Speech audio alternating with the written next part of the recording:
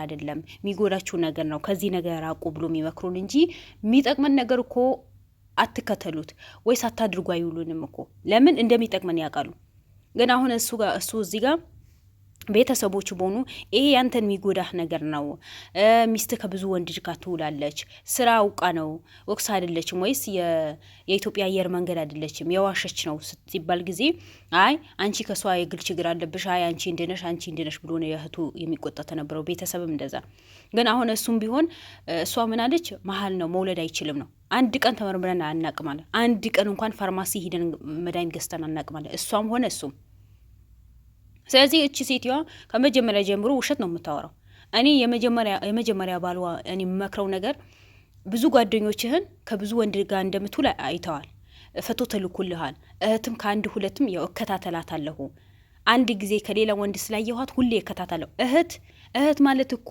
ለወንድም እናት ናት ልክ እንደ እናት ነው መሳሳለት ስለዚህ እኛ እህት በወንድሟ ሚስቱ ላይ በጣም ትጠራጠራለች በጣም ትከታተላታለች ለምን ወንድሟ ሊጎዳ ስለማትፈልግ ማለት ነው ማንኛውም ሴት ማለት ነው ወንድሟ ሊጎዳ ስለማትፈልግ የወንድሟ ሚስት በጣም ትከታተላታለች ጠላት ናት ማለት አይደለም ግን በዛው ልክ ወንድሟ ሊጎዳ ስለማትፈልግ ማለት ነው ግን ወንዶች አንዳንዴ እህት አይ ይሄ ነገር ጥሩ አይደለም ይሄ ነገር እንደዛ ነው ብላ ስትነግራችሁ ጊዜ የሆነ በመጥፎ የምትወስዱት ወንዶች አላችሁ አይ በመጥፎ መውሰድ የለባችሁ ምክንያቱም እህታችሁ ናት እህታችሁ እኮ ለማንም ማሳልፋ ልትሰጣችሁ ስለማትፈልግ ነው ልትጎዱ ስለማትፈልግ ነው አሁን አንተ በዛ ሰው በሙሉ ሲመክር ጊዜ አይ ብላ ቤተሰቦች ሲመክሩ አይ እህትህ ሲመክሩ አይ ብላ ያደረከው ጉዳይ ወይስ ዝም ብላ ያሳለፍከው ነገር ዛሬ ጉዳይ ደርሶብሃል ሚስት ከብዙ ወንድ ጋር ነው የምትውለው ሚስት ክዳሃለች እና አንተ እቺ ሴትዋ ቤዛ የምትባል ሴትዋ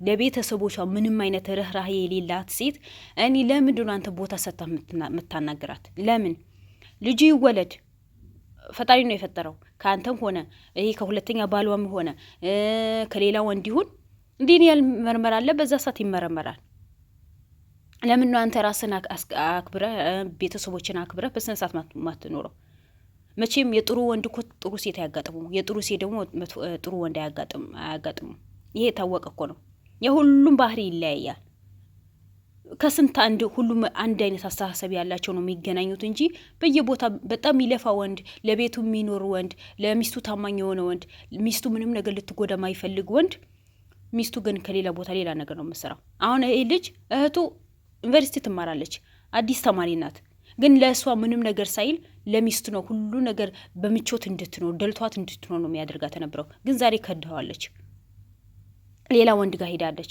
አርፎ ተርፎ የሌለበት በሽታ መሃል ነው መውለድ አይችልም ማለች ቁጭ ብሎ ያወራኝ ማለች ግን አሁን እሱ ዛሬ ምንድነው ያለው አንድ ቀን ቁጭ ብላ አውርታኛ ታቀማለ ትመጣለች ደክሞኛል ብላ ገብታ ትተኛለች በቃ አለቀ እኔና እህቴ ሳሎን ቁጭ ብለን ሰው መኝታ ክፍል ገብታ ነው የምትተኛው አለ እንኳን በትዳራችን ጉዳይ ላይ እንወያይ እናውራ ምናምን ስላት ጊዜ ደክሞኛል ስራ አለብኝ ልወጣ ነው እንደዚህ ነው የምትለው አለ በዚህ ልክ ሴት ልጅ ለምን እንደዚህ ትሆናለች አንድ ሴት ልጅ ትዳርዋ ውስጥ ከገባች በኋላ አልፋ ትዳርዋ ልጅ ወልዳ ትዳርዋ መብራት ነው ያለባት እንጂ በዚህ ልክ ወንድ ልጅ እንዲጨቆን ወንድ ልጅ ከቤቱ እንዲባረር ለምን ታደርጋለች ምክንያቱም አንድ ወንድ ልጅ ትዳሩ በስርዓት የሚበራ ከሆነ በቃ ሴት ልጅ እኮ የቤት እመቤት እኮ ነው የምትሆነው ልጅ ወልዳ ልጇ ማሳደግ ስራ ካለ ስራ መስራት ሰራተኛ ቀጥራ ከሆነ ስራ መስራት ነው ያለባት ግን የቺ ከፋ ማደጎነኝ አለች አክስቴ ጎዳችኝ አለች ቤተሰቦች ይሞታል አለች ዛሬ ደግሞ ልጁ ላንተ አይደለም የሱ ነው አላቀህም ነው ያለችው አንድ ቀን ከሱ ጋር ተኝቼ አላቀም አድጋ ላይ ይተናላችሁ ግን እሱ አንድ ቀን አድጋ ላይ ይተናናቅም ነው ያለው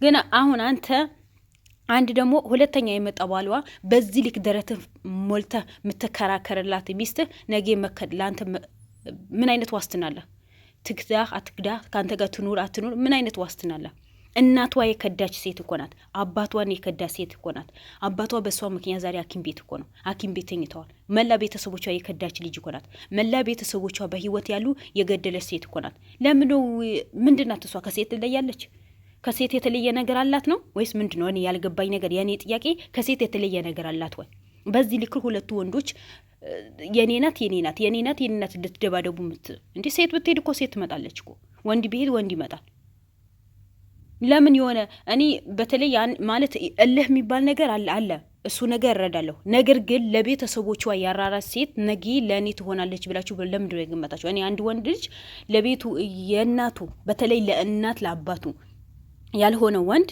ለእኔ ይሆነኛል ብዬ እኔ ምንም አይነት ዋስትና በሱ ላይ አልወስድም። መጀመሪያ ሌላ ወንድ ክዳ የመጣች ሴት ለእኔ ትሆናለች ብዬ ሌላ ሴት ከቶ የመጣ ወንድ ለእኔ ይሆናል ብዬ አላስብም። ያቺ ሴት ምንም አይነት ጥፋት ከሌለባት በስነሳት ትዳሯ የምትመራ ከሆነ እሷ አልፈልግሽም ብሎ እኔ ጋር የሚመጣ ከሆነ ምንም አይነት ጥፋት ከሌለባት እኔ አላምነውም። ለምን እዚህ ጋር ህይወት እኮ ነው። ትዳር ማለት ህይወት እኮ ነው። ስለዚህ እዛ ወደዛ አድርገህ አንተ ጥሩ የሆነ ትዳርህን መርታ መኖር ሲገባህ ለምን በዚህ ልክ የምትጨቃጨቁት? በቃ ለአንተ አትሆንም። ለአንተ የምትሆን ሴት አይደለችም። መጀመሪያውም እኮ ክዳሃለች። አሁኑን ልጁ ለአንተ አይደለም ብላ ቃል በቃል ነው የካደች። አጠገብ ቁጭ ብላ እኮ መሀል ነህ መውለድ አትችልም እኮ አለች። አለማስረጃ ዶክተሮችን አንድ ቀን መድኃኒት ሳይሰጡ ይሄን እኮ በህግ የሚያስጠይቃት ነገር እኮ ነው። የሀገራችን ህግ ደካማ ህግ ቢሆን ማለት ነው። ስለዚህ ተዋት፣ እህትህን ስማት፣ ቤተሰቦችን ስማ። እሷ ብትይ ሌላ ሴት ታገባለች። ጥሩ የሆነች ፈጣሪዋ የምትፈራ ሴት ሊያጋጥም ይችላል። አንተ በእሷ ላይ ክፋት ካልሰራ ግፍ ካልሰራህ እኮ ለአንተ ጥሩ ሴት ሊያጋጥም ይችላል። ለምንዶ በዚህ ልክ የምትጓጓላት? ምክንያቱም መጀመሪያ በቃ ክዳሃለች እኮ። መከዳት በጣም ከባድ ነው። አንተ እንኳን ትላት በህይወቷ ላይ የመጣ ወንድ ና የወለደቻት ያስተማረቻት ደክማ ለፍታ ያስተማሯት ቤተሰቦቿ እኮ የካደች ሴት ናት። ስለዚህ እቺ ሴት ለማንም የምትሆን አይደለችም። በቃ ለራሷ ህይወት ብቻ ነው የምትኖረው። የጊዜ ደስታዋ ብቻ ነው የምትኖረው እንጂ በእኔ ዙሪያ ያለ ሰው ይጎዳል፣ በእኔ ህይወት ላይ ያለ ሰው ይጎዳል፣ ቤተሰቦች ይጎዳል ብላ የምታስብ ሴት አይደለችም። በቃ እሷ ፍላጎቷ ለስሜቷ ብቻ ነው የምትኖረው። አስተሳሰብ የሚባል ነገር የላትም። ይሄ የሁለተኛ ባሏ ከሱ የሚሻል አይደለም። ለምን ወንድ ልጅ ነው፣ ቆም ብሎ ማሰብ ነበርበት። እኔ ሚስቴስ እንደዛ ብታረገኝ፣ እኔ አግብቻት ሌላ ወንድ ጋር ብትሄድ ምን አይነት ስሜት ይሰማኛል ብሎ ማሰብ ግድ ይላል። ለምንድነው ብቻ የራሳችን አስተሳሰብ ብቻ ዘን የምንጓዘው እኛ ሰዎች ስንባል? ለምንድነው ቆም ብለን ማናስበው? ለምን እንዴ? ምን ዋስትና አለህ? ነገ ትሄድ አትሄድ በምን ዋስትና አለህ? ወንድ ልጅ አይደለም? ወንድ ልጅ ሲሆን እኮ የወንድ ልጅ ስሜት ይረዳል። ሴትም ቢሆን እንደዛ። ግን አንተ ሙሉ በሙሉ ደረትህን ፍተህ ለሷ ነው የምትከራክርላት። አንተም ቢሆን እኮ የሰው ሚስት ገና 80 ሳይወርድላት በማግባት እኮ በህግ ትጠየቃለህ። ይሄ እኮ ቤተሰቦቿ ስለሚያከብር ቤተሰቦቹ የሷ ቤተሰብ በጣም ስለሚወዱት ነው እንጂ ህግ ቦታ ሂደው እኮ እናንተ ማሳሰር እኮ አያቅተውም። ለምን? ሙሉ መረጃ አለው። በቪዲዮ የተያዘ ምስክር መረጃ አለ። ቤተሰቦቿ ሙሉ በሙሉ ነው በሷ ላይ ነው የሚመሰክሩት። የእሱን ነው የዳር ነው ብሎ ማለት ነው።